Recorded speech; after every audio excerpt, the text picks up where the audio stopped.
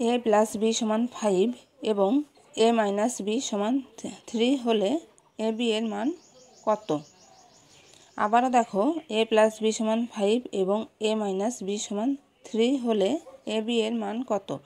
তো এই টাইপের অঙ্কের সমাধান করার জন্য আমাদের একটা সূত্র জানতে হবে, সেটা হচ্ছে 4ab। এটা সূত্র 4ab সমান a প্লাস বি এর whole square minus a minus B এর হোল স্কোয়ার।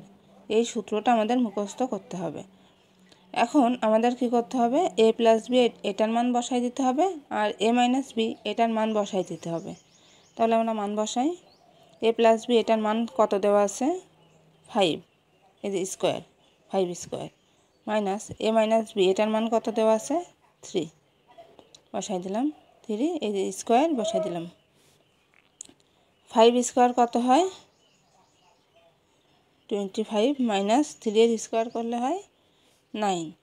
এবার 25 থেকে 9 বিয়োগ করা হলে থাকবে কত? 16। এখন এই 16 এটা তো আমাদের 4ab এটার মান, কিন্তু আমাদের তো শুধু ab এটার মান বের করতে হবে। তাইলে ab এটার মান বের করার সময় আমাদের কী করতে হবে?